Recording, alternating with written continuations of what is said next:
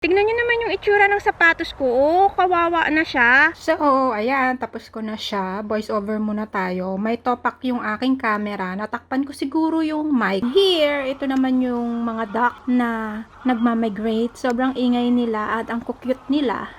Kapag binuksan ko kaya to, ano amoy? No, kadiri.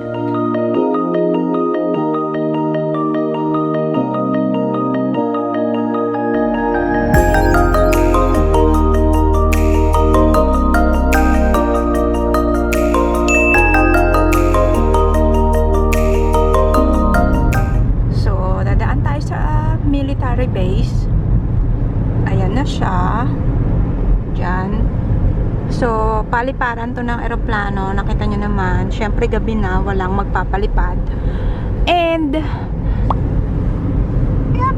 Sobrang mabilis na ngayon magdilim. Alas 5 pa lang is madilim na. So, ganito na kabilis dito magdilim. Dito tayo ngayon sa Thun.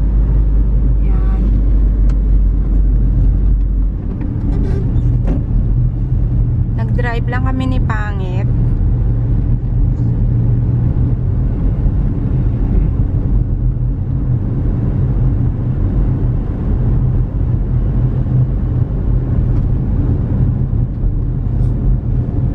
So, tingnan natin. Ay, nako, extra ka na naman. Extra ka na naman. Nakarinig na naman siya ng box. Bruno, inteder. Ay. O, yun dyan ka lang sa gilid. So, tignan natin tong dumating na ba. Kasi, I think ito na yung inaantay ko na makeup remover. So, tignan natin siya. Ganito lang naman siya kaliit. Aha! Ito nga. Wala. Another one from Bastador. And, ito siya. Ito yung bago ng Nivea, I think. Na yung merong siyang oil. Ayan yung itsura niya. Ewan ko kung nakikita nyo ba. Lakihan nga natin. Ayan. So, ito yung nakuha natin sa Bastador. And, ito ay 125 ml. 96% of recycled material daw yung ginamit nila sa bottle. So, yan yung nakuha natin for Nivea. Tignan na lang natin sa susunod na araw. Kasi meron pa akong isa, yung lid naman siya. So, meron siyang oil and meron din siyang micellar water. Parang kagaya lang din siya ng iba. First time ko makagamit ng Nivea na merong oil siya.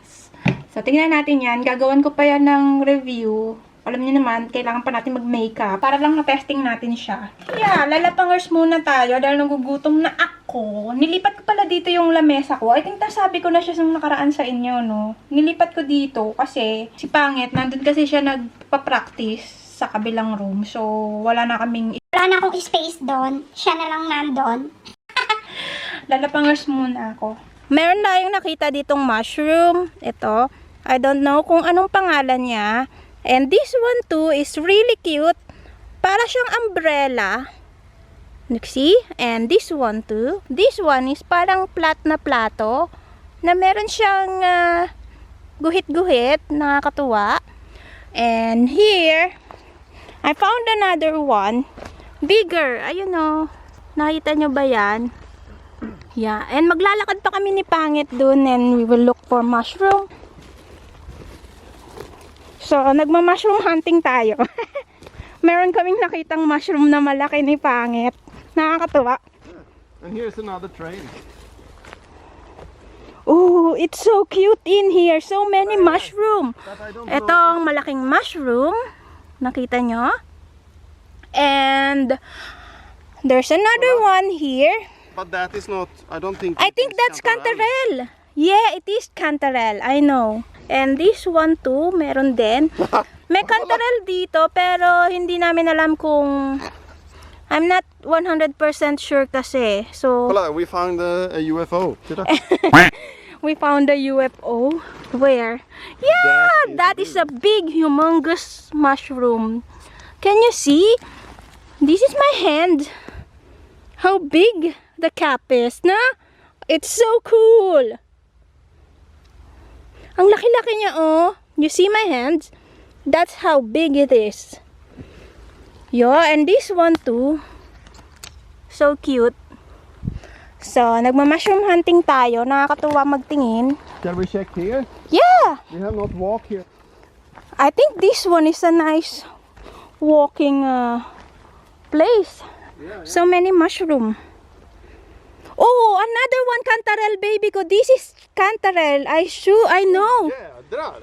I think your dad will gonna like in Look here. at Bebbe. They look a little brighter.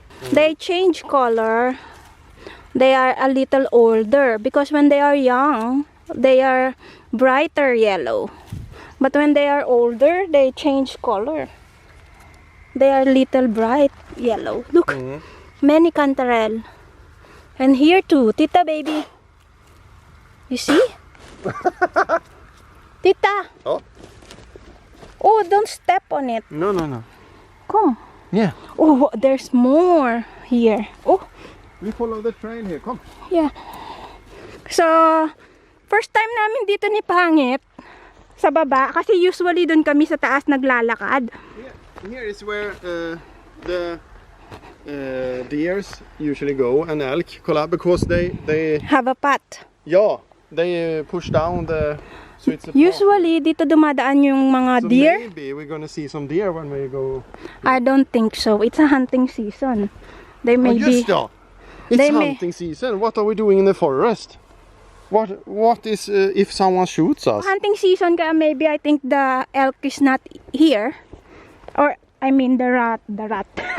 Deer. Pero nakakatawa, ang dami nating nakitang mushroom doon. So maghahanap pa tayo. Nandito tayo ngayon sa forest nila. Yeah. There's another one.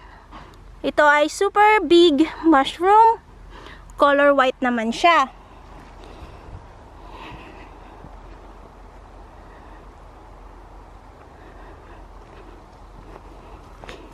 Ando na si Pangit. Benta po, May.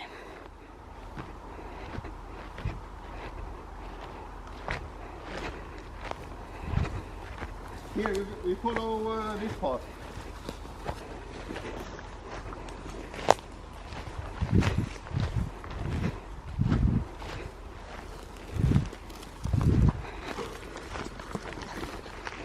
Maybe better we go out there. Then, Because they have a hunting tower there. They shoot everything that moves. shoot some other. They maybe shoot to survive. So, mag-testing tayo ng makeup. Paano kasi, di ba meron ako nakuha na makeup remover ito ng Nivea. Gagawa na naman tayo ulit. Di ba mag-makeup na naman tayo ulit. Tatanggalin ko lang din siya using this. Iti-testing ko lang tong Nivea. Ayan. Bago to, and half siya. Meron siyang oil and meron din siyang micellar water. Magaya lang din siya ng ibang makeup remover. And meron akong ganito na klase ng makeup remover na kagaya nito. Itong Lumay ba to? Hati din siya. Ayan. Hindi ko siya masyadong ginagamit kasi meron pa akong iba. So, hindi ko muna siya ginagamit hanggat sana maubos ko yung iba. Pero, na-testing ko na siya ng isang beses. Kapag ganito kasi na mga hati siya na oil base, kailangan mo talagang linisin ng bongga. Pero, siya, nakakatanggal talaga siya. Titesting ko lang siya kasi sabi ito, hindi mo daw siya kailangang i-rub. Kusa siyang matutunaw sa bulak. Tignan natin kung totoo yon. So, naglagay na ako ng para sa mata. And, mag-aayos lang tayo, no? Titesting lang natin yung makeup. And, yung ginawa ko pala na video na to, ayan, nakakatuwa. Kasi ito yung nails. Diba? Maganda siya.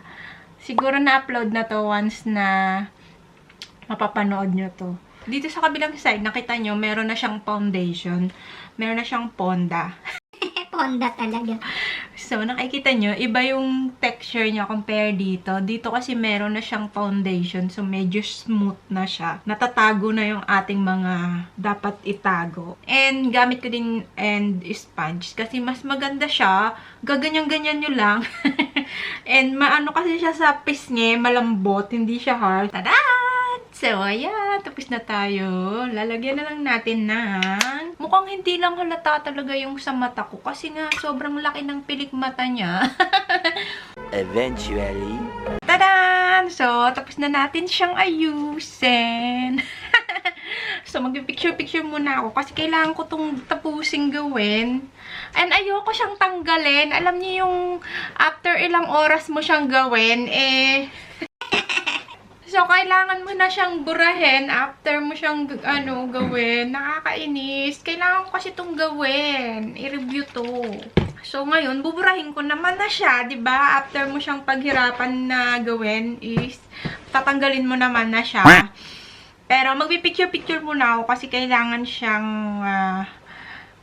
kailangan ko muna itong picturean bago ko siya tanggalin, no? Pinaghirapan ko siya ng bongga. So, kailangan ko muna siyang picturean para naman hindi sayang. Nakakainis.